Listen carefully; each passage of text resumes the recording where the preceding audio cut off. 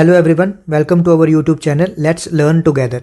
तो आज हम लोग स्टार्ट कर रहे हैं जूनियर असिस्टेंट के PYQs JKSSB के। कुछ इसमें JKSSB के PYQs भी होंगे और कुछ जो है वो एक्स्ट्रा PYQs भी होंगे जो कि जूनियर असिस्टेंट के लेवल के होंगे। ठीक है, तो हम लोग स्टार्ट करते हैं। तो क्वेश्चन नंबर 1 है हमारे पास, a person crosses a 600 metre long street in 5 minutes. मतलब हमको डिस्टेंस दिया है और हमको टाइम दिया है और हमको निकालनी है स्पीड। तो स्पीड किसके बराबर होती है? Distance divided by time. तो डिस्टेंस है हमारा 600 मीटर और टाइम है 5 मिनट। 5 मिनट को मैं कन्वर्ट करता हूँ सेकेंड में, तो ये आ जाएगा 600 डिवाइडेड बाय 5 इंटू 60। 60 से काटूंगा तो 10, ये आ जाएगा 10/5 इक्वल्स टू 2 मीटर पर सेकेंड। अब उसने पूछा क्या है किलोमीटर पर आवर में, तो जब 2 मीटर पर सेकंड है इसको मैं मल्टीप्लाई करूंगा 18/5 से और ये कन्वर्ट हो जाएगा किसमें? किलोमीटर पर आवर में। तो इसको मैं अगर करूंगा तो आएगा 36 डिवाइडेड बाय 5 और मैं डिवाइड करूंगा 7 इंटू 5 35 और 7.2 इसका जो है वो आंसर आ जाएगा। ठीक है, 36 डिवाइड बाय 5 कितना होता है? 7.2 किलोमीटर पर आवर। तो इसका आंसर आ जाएगा 7.2। आंसर नंबर बी इसका करेक्ट होगा। नेक्स्ट क्वेश्चन है, a man travelled first half. ये सारे JKSSB के PYQs है, मैं आपको बता दूं JKSSB के एग्जाम में ही आए हुए हैं। A man travelled first half of his journey at a speed of 60 kilometre per hour. मतलब दो पार्ट हैं जर्नी के। ठीक है, एक जर्नी है उसको मैंने दो पार्ट में डिवाइड कर दिया। ये फर्स्ट पार्ट है, ये सेकेंड पार्ट है। फर्स्ट पार्ट जो है वो कितना है? फर्स्ट हाफ है, मतलब आधी जर्नी जो है वो ये है और आधी जर्नी ये है। पहली आधी जर्नी जो है वो 60 किलोमीटर पर आवर की स्पीड से चल रहा है और सेकंड जो है वो 40 किलोमीटर पर आवर की स्पीड से चल रहा है। बोला है एवरेज स्पीड निकालनी है। तो जब भी हमको ऐसे दो एवरेज स्पीड दी होती हैं और हमको ओवरऑल एवरेज स्पीड पूछी होती है तो हम क्या करते हैं? 2 into speed 1 into speed 2 divided by speed 1 plus speed 2। तो कितना हो जाएगा? 2 into 60 into 40 divided by 60 plus 40 कितना हो जाएगा? 100। तो ये कितना हो जाएगा? 2 इंटू 60 इंटू 40 डिवाइडेड बाय 100। तो 2 0 कैंसिल, 6 इंटू 4 24, 24 इंटू 2 48। तो कितना आ जाएगा? 48 किलोमीटर पर आवर इसका आंसर आ जाएगा, मतलब ए पार्ट आ जाएगा। ठीक है, नेक्स्ट क्वेश्चन। नेक्स्ट क्वेश्चन आपका परसेंटेज से है, the cost of apple is increased by 20% and then it decreased by 20%। तो नेट डिक्रीज कितना होगा? तो मैं मान लेता हूं पहले कॉस्ट ऑफ एप्पल कितनी थी? एप्पल्स कितनी थी? 100 या 1000, मेरी मर्जी है, मैं कुछ भी मान सकता हूं। मैंने मान लिया कि 100 रुपीज़ पहले थी, क्या थी? कॉस्ट थी एप्पल्स की। अब वो इंक्रीज हो रही है 20% से। तो आपको पता होगा 20% ऑफ 100 कितना होता है? 20 ही होता है। अब 20% से इंक्रीज हो गया, इसका मतलब अब 20 इंक्रीज हो गया, कितना हो गया? 120 हो गया। उसके बाद वो दोबारा डिक्रीज हो रहा है 20% से, तो इसका मतलब दोबारा निकालूंगा 20%, लेकिन अब किसका? 120 का। तो यहां से कितना आ जाएगा? 24। तो इसका मतलब ये 24 से क्या हो रहा है? डिक्रीज। तो 24 से डिक्रीज जब होगा तो कितना हो जाएगा? 96 हो जाएगा। अब वो बोल रहा है कि परसेंटेज कितना डिक्रीज हुआ। इसका मतलब ओवरऑल वो पूछ रहा है कि पहले 100 था अब 96 हो गया, तो ओवरऑल कितना डिक्रीज हुआ। तो अगर मैं यहां से देखूं तो मुझे दिख रहा है कि कितना डिक्रीज हो गया? 100 माइनस 96 डिवाइडेड बाय 100 इंटू 100। ठीक है, कितना चेंज हुआ? तो आ जाएगा 4 डिवाइडेड बाय 100 मल्टीप्लाई बाय 100, जो कि काट के आ जाएगा 4%। तो कितना डिक्रीज हुआ? नेट डिक्रीज कितना हुआ? नेट मतलब ओवरऑल कितना डिक्रीज हुआ? 4% डिक्रीज हुआ। ठीक है, next question. Find the largest number of 3 digit divisible by 4 and 7। हमें लार्जेस्ट नंबर निकालना है 3 डिजिट का इन ऑप्शंस में से ही, जो 4 और 7 से डिवाइड हो जाएगा। तो 4 और 7 से डिवाइड हो जाएगा। अगर आपको डिविजिबिलिटी रूल पता है तो आपको इतना पता होगा कि 4 से डिविजिबल कौन सा होता है? जिसके लास्ट के दो डिजिट जो है वो 4 से डिवाइड हो जाएं। तो मुझे चेक करना है लास्ट के दो डिजिट 4 से डिवाइड होते हैं तो आंसर हो सकता है। लास्ट के दो डिजिट 4 से डिवाइड होते हैं तो आंसर हो सकता है। लास्ट के दो डिजिट नहीं होते डिवाइड, यहाँ पे भी लास्ट के दो डिजिट डिवाइड नहीं होते 4 से, तो इसका मतलब ये दोनों आंसर नहीं हो सकते। अब उसके बाद मैं 7 से भी करके चेक कर सकता हूं। जब मैं 7 से इस पूरे को करूंगा तो ये डिवाइड नहीं होगा, सिर्फ एक ही ऑप्शन होगा जो मेरा 7 से भी और 4 से भी डिवाइड हो जाएगा। तो आंसर कितना आ जाएगा? 980। आप इसको ऐसे भी कर सकते हो कि 980 को डिवाइड कर लो। किससे डिवाइड करना था? 4 और 7 से। तो 4 और 7 कितना होता है? 28। तो जब आप इसको डिवाइड करोगे तो आपके पास आएगा 25। तो सिर्फ एक ही नंबर होगा इन सब में से जो कि पूरा का पूरा 28 में से 28 से डिवाइड होता होगा। तो इस तरीके से भी आप निकाल सकते हो। ठीक है, तो मैंने आपको दो तरीके बता दिए। यहां 35 आएगा, दो तरीके मैंने आपको बता दिए। नेक्स्ट क्वेश्चन में बढ़ते हैं। Next question, A and B can do a work in 12 days। A और बी मिलके कोई काम को 12 दिन लगा रहे हैं। बी और सी उसी काम को 15 दिन लगा रहे हैं। और सी और ए उसी काम को 20 दिन लगा रहे हैं। तो सबसे पहले तो मुझे टोटल वर्क निकालना पड़ेगा। मैं यहाँ लिखता हूँ टोटल वर्क। टोटल वर्क मतलब एलसीएम होगा तीनों का। तो एलसीएम मुझे पता है कितना आएगा, 60। एलसीएम कैसे निकालते हैं, आप ऐसे कर सकते हो 15, 12, 20 और ऐसे करके आप डिवाइड कर सकते हो। 2 से जाएगा 6, 2 से नहीं जाएगा, 2 से 10। ऐसे जब आप पूरा डिवाइड कर लोगे तो जो भी यहाँ पे फैक्टर्स आएंगे उनको मल्टीप्लाई करके आपका क्या आ जाएगा, एलसीएम। अभी मुझे निकालनी है एफिशिएंसी। तो मैं लिखता हूँ यहाँ पे 1 सेकेंड, मैं लिखता हूँ यहाँ पे एफिशिएंसी। ठीक है, अब एफिशिएंसी में क्या होगा, इसकी एफिशिएंसी कितनी आ जाएगी, 5। कैसे, 60 डिवाइड बाय 12 किया तो कितना आया, 5। 60 डिवाइड बाय 15 किया तो कितना आया, इसकी एफिशिएंसी 4। 60 डिवाइड बाय 20 इसकी एफिशिएंसी 3। मतलब ये तीनों मिलके, तीनों मतलब A plus B plus B plus C plus A, ये सारे मिलके 5 और 4 9, 9 और 3 12, मतलब ये सारे मिलके 12 यूनिट्स काम जो है वो कर रहे हैं। यहां से मैं लिख सकता हूं 2 times A plus 2 times B plus 2 times C मिलके 12 यूनिट्स कर रहे हैं। 2 अगर मैं कॉमन निकालूं तो ए प्लस बी प्लस सी मिलके 12 यूनिट्स कर रहे हैं। तो यहां से मैं निकाल सकता हूं ए प्लस बी प्लस सी मिलके 6 यूनिट्स काम जो है वो कर रहे होंगे। पूछा क्या है कि अगर ए प्लस बी प्लस सी मिलके करेंगे तो कितना दिन लेंगे। अब वो कर कितना रहे हैं, 6 यूनिट्स। टोटल कितना करना है, 60। तो इसका मतलब डेज किसके बराबर हो जाएंगे, टोटल वर्क डिवाइडेड बाय कितने यूनिट्स काम कर रहे हैं। तो 10 डेज क्या आ जाएगा, इसका आंसर आ जाएगा। ठीक है, अगर ए बी और सी मिलके काम करेंगे तो कितना दिन लगेंगे उनको, 10 दिन लगेंगे। ठीक है, next question. A number is increased by 20%, the new number is 180। मैं मान लेता हूं पहले मेरे पास, ठीक है, लेट कर लेता हूं मेरे पास नंबर कितना था, x। अब मैंने 20% से उस नंबर को इंक्रीज कर दिया। तो 20% मैं लिखता हूं यहां पे न्यू नंबर। न्यू नंबर कितना हो गया, पुराना प्लस 20% ऑफ न्यू नंबर। तो ये मैंने कट किया तो ये आ जाएगा x प्लस 1/5x, जो कि कितना हो गया, 6/5x।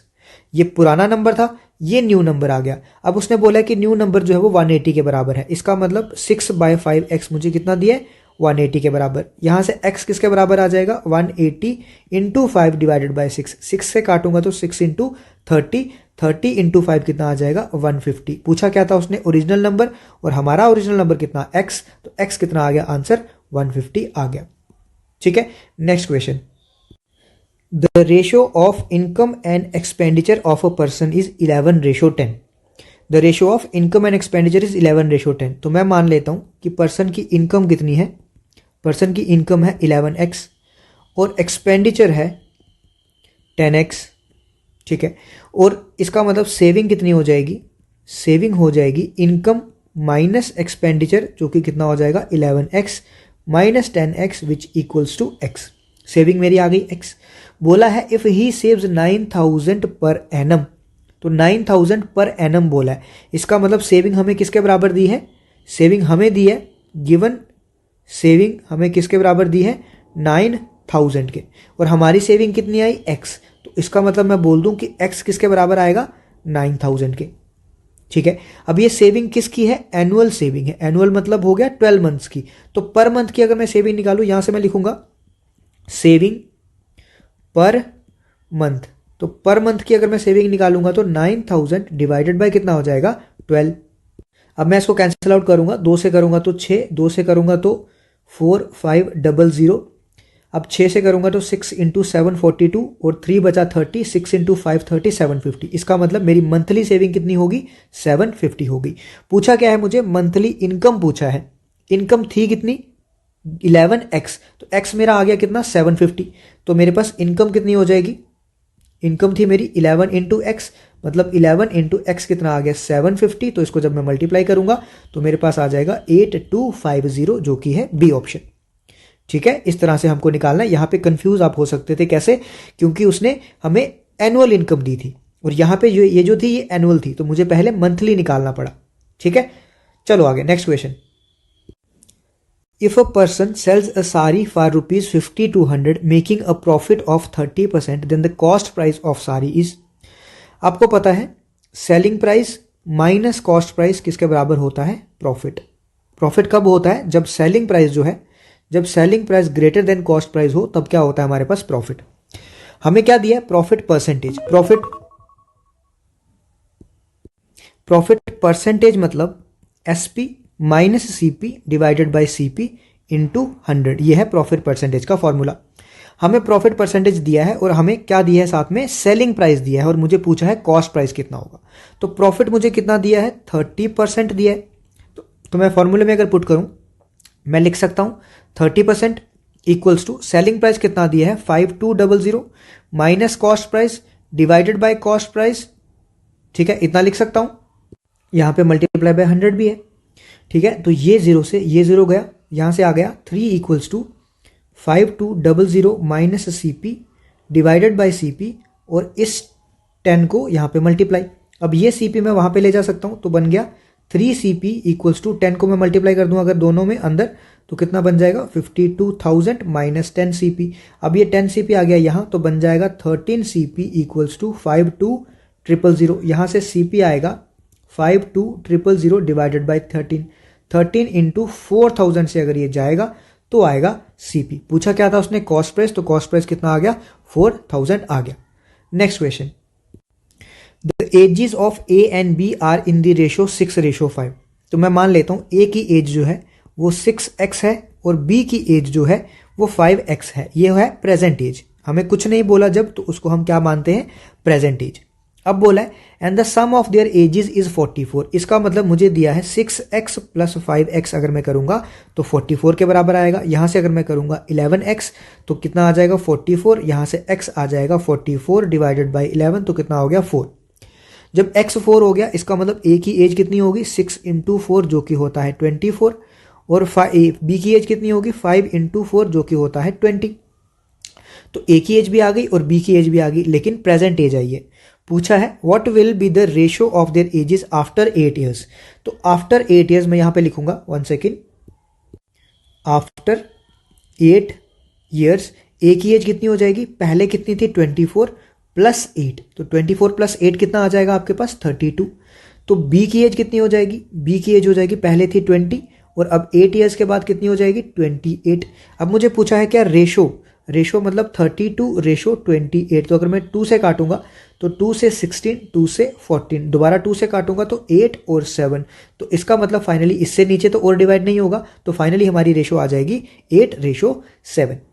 Next question, what will be the ratio of simple interest earned by certain amount at the same rate of interest for 6 years and that for 9 years। पहले तो क्वेश्चन समझो, उसने क्या बोला है कि हमें सिंपल इंटरेस्ट की रेशो चाहिए। अब आपको पता होगा सिंपल इंटरेस्ट किसके बराबर होता है, principal into rate into time divided by 100। ठीक है, अब उसने 2 टाइम दिए हैं, पहले 6 साल दिया है और दूसरा 9 ईयर्स दिया है। इसका मतलब ये SI1 हो गया, और सिमिलरली SI2 जो है उसका भी क्या होगा P into R into T divided by 100, जिसके लिए टाइम डिफरेंट, यहाँ पे टाइम मैं T1 ले लेता हूँ, यहाँ पे R1 रेट ले लेता हूँ, P1 सॉरी ये 2 है तो मैं 2 रख लेता हूँ, यहाँ पे 1 ले लेता हूँ। अब उसने बोला क्या है सर्टन अमाउंट, इसका मतलब सर्टन अमाउंट, मुझे नहीं पता प्रिंसिपल कितना होगा, इसका मतलब प्रिंसिपल सेम होने वाला है। जब मुझे पता नहीं है, उसने सर्टन अमाउंट बोला, इसका मतलब सेम अमाउंट है दोनों में, तो इसका मतलब दोनों में प्रिंसिपल क्या है सेम रेट ऑफ इंटरेस्ट। इसका मतलब ये इंटरेस्ट भी क्या है दोनों में सेम है। तो SI किसके बराबर हो जाता है, अगर ये P सेम होगा, R सेम होगा, तो ये किस पे डिपेंड करेगा, सिर्फ और सिर्फ T पे डिपेंड करेगा। क्या बोला, अगर प्रिंसिपल और रेट सेम है तो SI सिर्फ और सिर्फ किस पे डिपेंड करेगा, टाइम पे डिपेंड करेगा। इसका मतलब जो पहला सिंपल इंटरेस्ट है वो किसके बराबर हो जाएगा 6 के बराबर हो जाएगा। क्यों, क्योंकि पहले साल कितने थे 6 साल। SI2 जो है वो भी टाइम पे डिपेंड करेगा, और टाइम कितना है 9 ईयर्स, तो SI2 कितना हो जाएगा 9। पूछा क्या है रेशो, मतलब SI1 रेशो SI2 उसने पूछा है, तो 6:9। यहां से मैं कट करूंगा तो 3 इंटू 3 9, तो कितना आंसर आ जाएगा 2:3। अब बच्चे यहाँ पे कंफ्यूज क्या होते हैं, बच्चे क्या करते हैं, बच्चों को लगता है कि कुछ दिया नहीं है उसने, सिर्फ और सिर्फ टाइम दिया है, तो हम लोग सिंपल इंटरेस्ट नहीं निकाल पाएंगे, और बच्चे ऑप्शन क्या मार्क करके क्या करते हैं, डाटा इनएडिक्वेट। लेकिन ये ऑप्शन नहीं है, आपका ऑप्शन क्या होगा 2:3। ठीक है, तो आपको अगर ऐसे ही, आज हम इतना ही रखते हैं, 10 क्वेश्चंस आज हमने किए हैं। अगर आपको ऐसे ही MCQs जो है वो चाहिए तो आप चैनल को सब्सक्राइब कर सकते हो, ताकि हम लोग और भी आपको MCQs जो है वो ऐसे प्रोवाइड कर सके। अगर आपको कंटेंट जो है वो पसंद आया तो आप लोग ये चीज़ कर सकते हो, सब्सक्राइब कर सकते हो चैनल को। ठीक है, अगर आपका रिस्पांस जो है वो अच्छा रहा तो हम लोग अगले लेक्चर में और भी ज़्यादा MCQs कवर करेंगे, और आप कमेंट करके भी बता सकते हो कि आपको कौन से MCQs चाहिए। ठीक है, तो आज के लिए इतना ही रखते हैं। Thank you.